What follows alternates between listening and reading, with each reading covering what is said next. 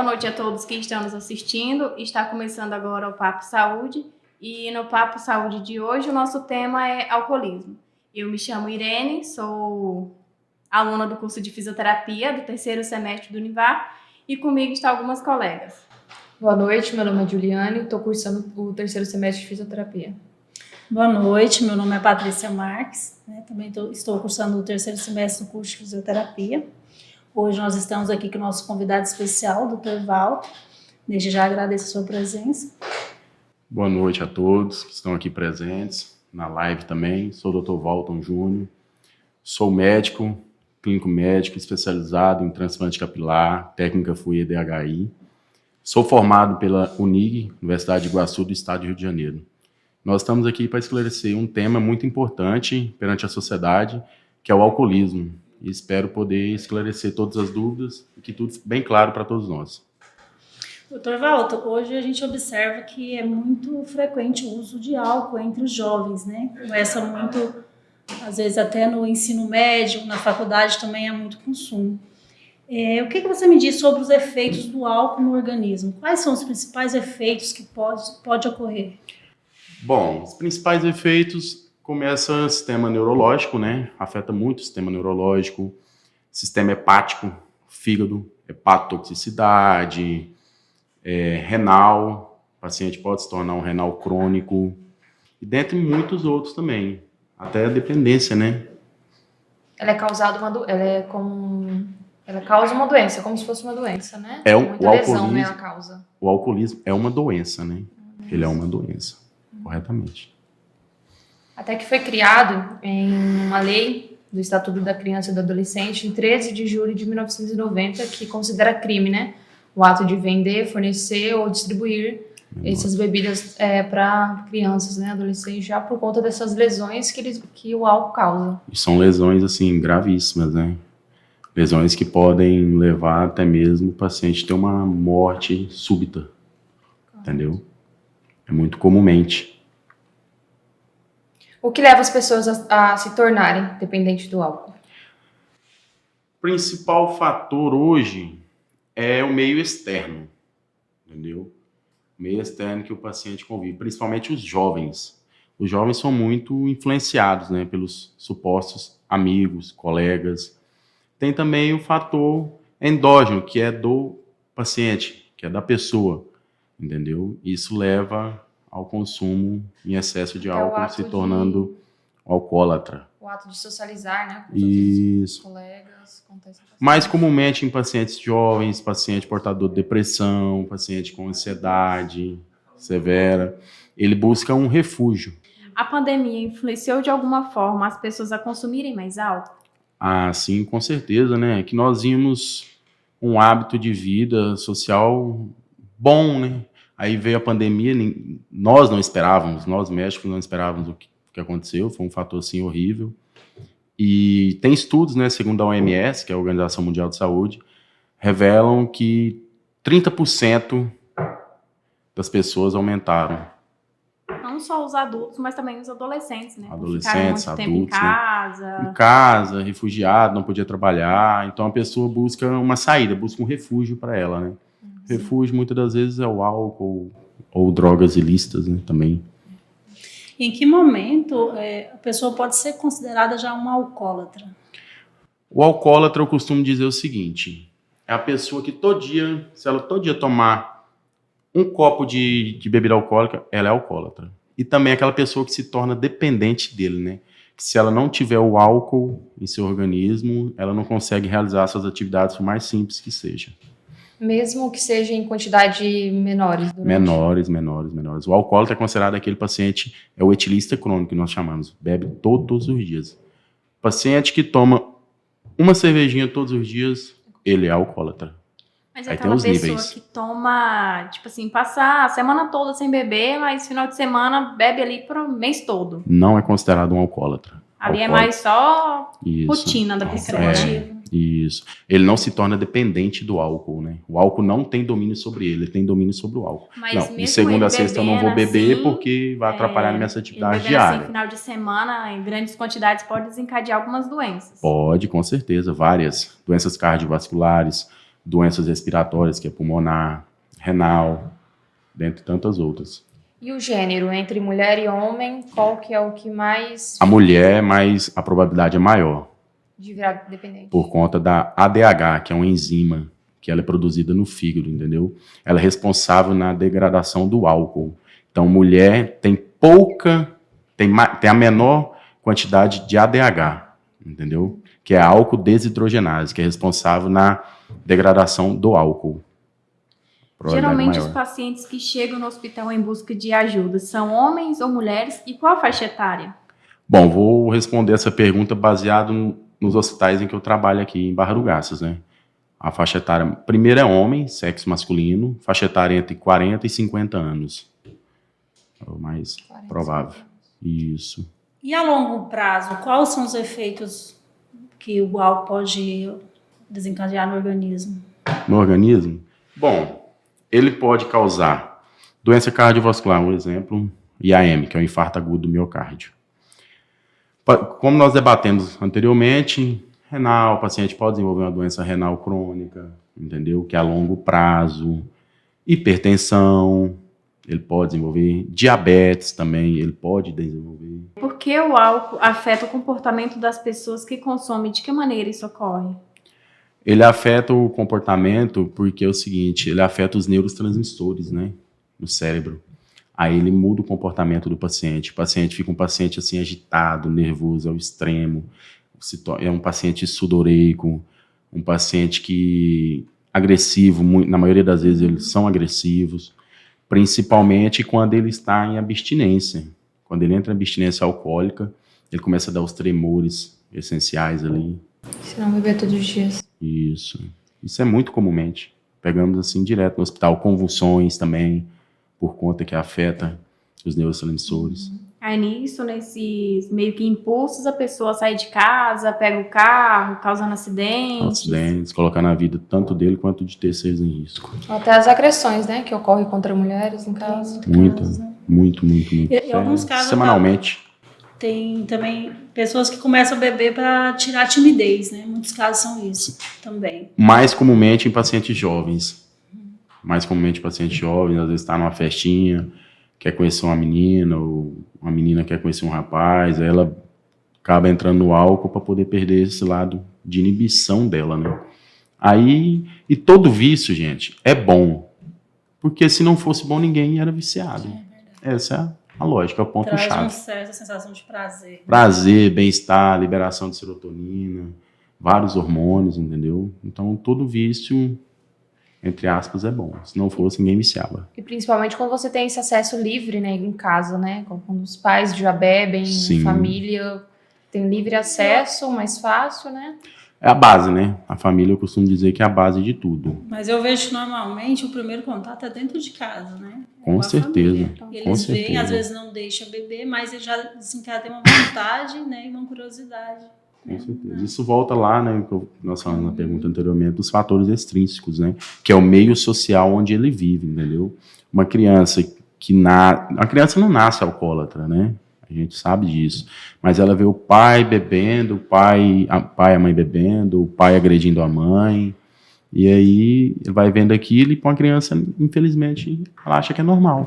Mas Entendeu? no seu ponto de vista também, você acha que os pais que consomem e aquelas crianças estão vendo, você acha que com o passar do tempo a criança vendo os pais beberem, eles podem querer, tenho curiosidade, vou provar? A probabilidade é bem maior.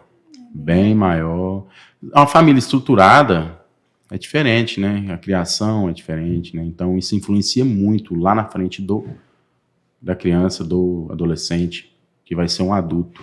É o que a gente percebe assim, bastante em casa, até o ato dos pais pedir para a criança pegar. Vai lá na geladeira, pega uma latinha, traz aqui. Isso. Já Muito influencia, comumente. né? Muito comumente. E tende a aumentar, tá? A probabilidade tende a aumentar, principalmente nos jovens. Tende a aumentar demais, tanto o álcool quanto cigarro, drogas ilícitas também.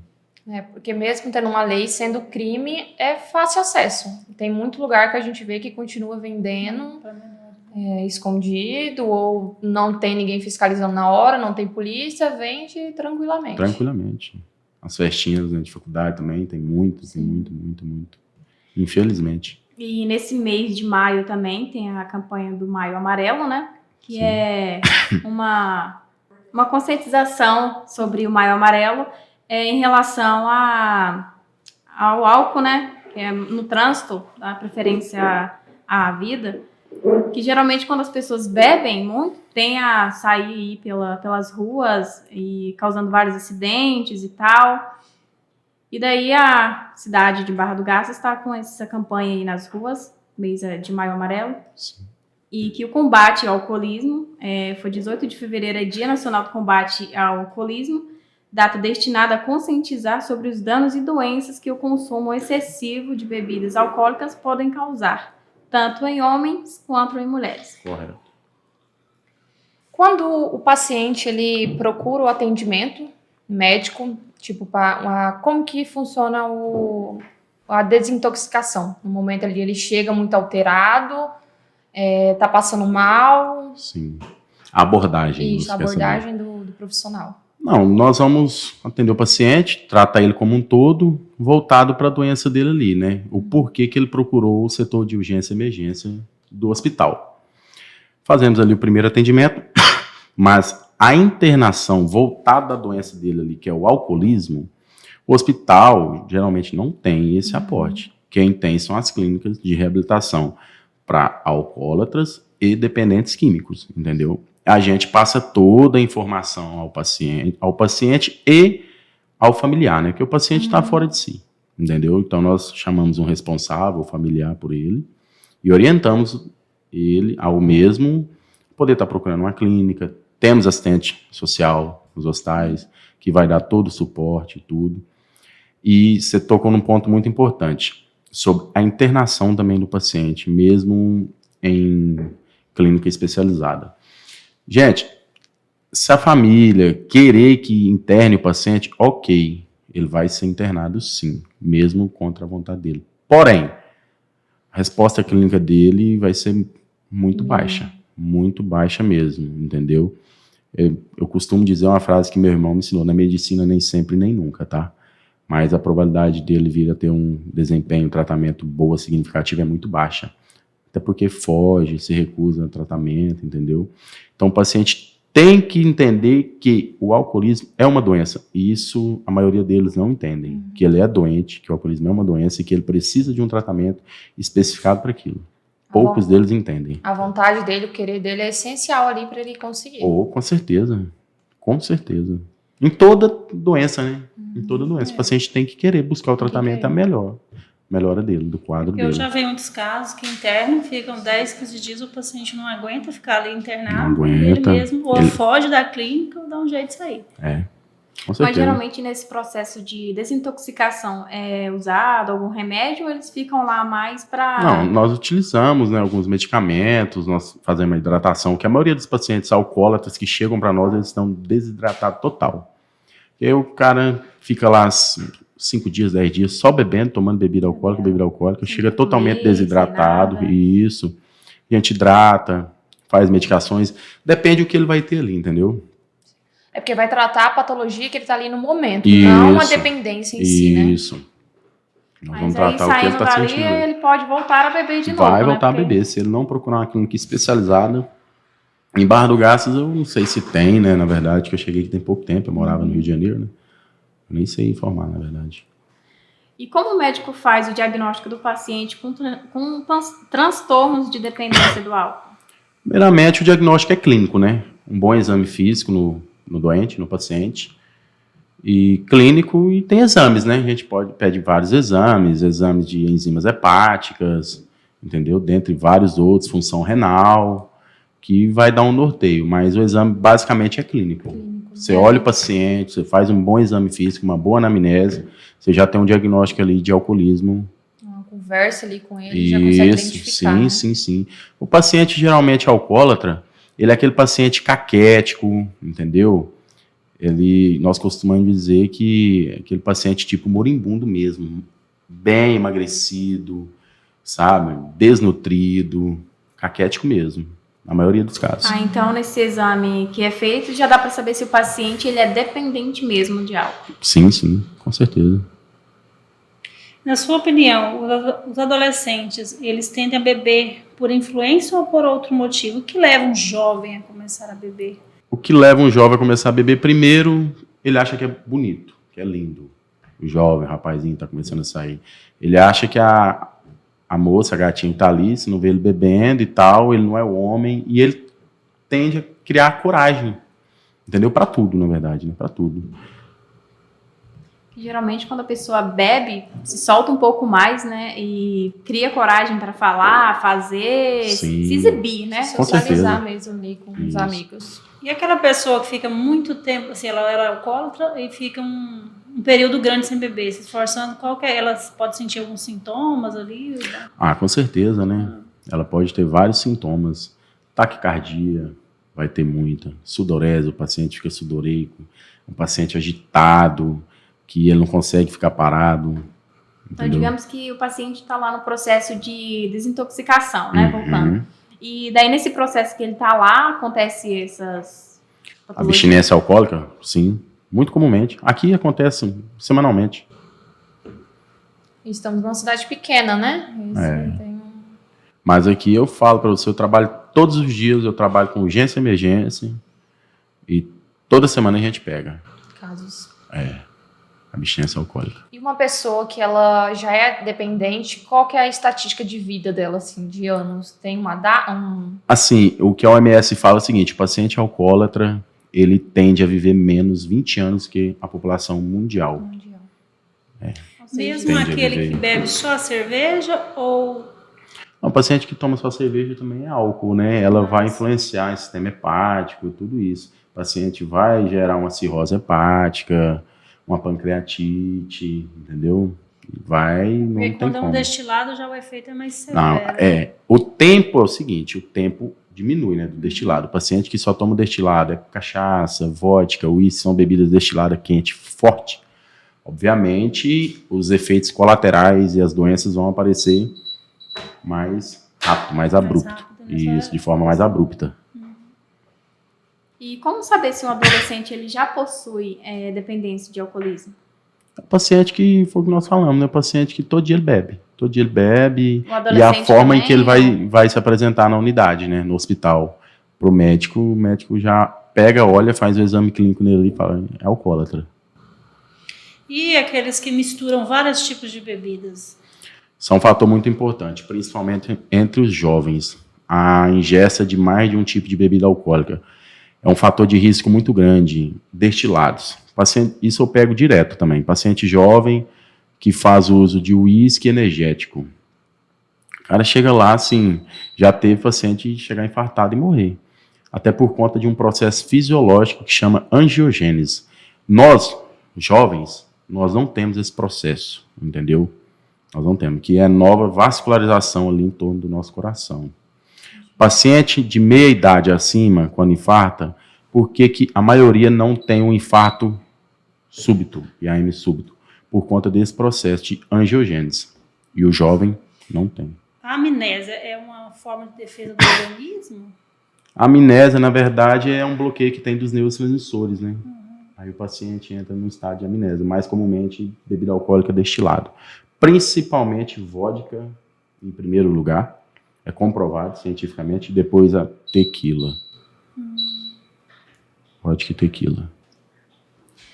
Já teve caso de pessoas que se recusaram a receber o tratamento devido a estar alcoolizado? E como os médicos agem em um momento como este? Sim, primeiro momento, se o paciente tem risco iminente de morte, a gente tira ele daquele risco iminente de morte com tratamento e orienta muito bem ele e o familiar. Mas eu quero deixar bem claro, nós não obrigamos paciente algum a ficar dentro do leito hospitalar. A gente não obriga, não pode também, tá? Se o paciente receber o primeiro tratamento e nós falamos, nós vamos interná-lo, se ele se recusar, não tem como. A gente não pode segurar o paciente assim à força, senão você vai ficar e pronto. Não. Eu costumo dizer, é um hospital, né? Não é uma delegacia e tudo, uma prisão. Fica quem quer receber um tratamento e realmente precisa. A gente explica tudo muito bem. Até porque os familiares também têm que estar ali, têm que estar dando Sim, suporte. com certeza. Mas se ele estiver muito agitado, ele precisa... A gente tira ele daquele quadro, né? A gente reverte ele daquele quadro até estabilizar ele. Estabilizamos ele, a gente orienta, conversa muito bem, né? Você tem que ter uma boa relação médico-paciente, isso é fundamental para todo e qualquer tratamento. Boa relação médico-paciente, boa relação com o familiar, explicar, perguntar, tá claro, entendeu? Se não entendeu, explique novamente, é muito importante. E pessoas, não só jovens, mas adultos também que bebem bastante energético, pode desencadear algum problema futuramente? Principal cardiológico, né? É o principal. Que geralmente as pessoas não costumam beber muita cerveja ou outra coisa, mas bebem bastante energético. Aumenta a pressão arterial, frequência cardíaca. Aceleramento, né? Isso, vulgo aceleramento. Aqui em Barra do Garças também nós temos o CAPS, né, que dá o apoio. Então nós temos aqui, para melhor atender as pessoas, né, com a dependência do etilismo, existe o programa como CAPS, né, que é o Centro de Atenção Psicossocial. São unidades de saúde psiquiátrica que atende centenas de pessoas que sofrem algum tipo de transtorno mental. Eu já li algo sobre também um grupo, chama Al-Anon. Eles dão apoio não ao alcoólatra, mas aos familiares do alcoólatra, que vai orientar eles como agir em casa com essa pessoa, como ajudá-lo também a se recuperar. Aqui em Barra do Garças tem esse grupo? Olha, eu realmente desconheço esse grupo aqui em Barra do Garças. Conheço o CAPS, até meu irmão trabalhou no CAPS já, Dr. Rafael Joviano. Mas esse outro grupo aí eu desconheço. Eu sei que tem em São Paulo, alguns outros estados aqui, eu não sabia se tinha. Pode ser que tenha nos grandes centros, né? Aqui nós não temos, infelizmente. Igual internação, né? Aqui a gente tem o atendimento que o paciente ele procura, pode estar em todos os dias, né? No CAPS. Sim. Só não vai ter aquela internação, onde o paciente vem realmente para dormir, para ficar, para receber medicamento. Aqui a gente não tem, somente o CAPS, que é um acompanhamento ali que ele vai ter. Isso, um acompanhamento mensal, né? Isso. Como o senhor comentou, o apoio da família é fundamental. Só que, igual o CAPS, a profissional, né? A gente entrevistou uma profissional e ela informou que eles não aceitam quando a família leva. Aí eles sempre perguntam se ele está de acordo, ele tem que querer. Eles não aceitam somente porque ela falou que recebe, mas logo eles vão embora, não continuam frequentando, né? Então o querer dele é muito importante, a vontade dele de querer mudar esse a maioria dos enfermos abandonam o tratamento ou sequer começam, né? A maioria deles, os pacientes. Eu acho que é importante, assim, eles entram até com alguns programas de esporte, às vezes um lazer, alguma arte, para tentar puxar esse paciente para uma outra área, né? Para ajudar eles dessa forma, porque nem sempre vai ter uma medicação que vai ajudar, vai minimizar os efeitos, né?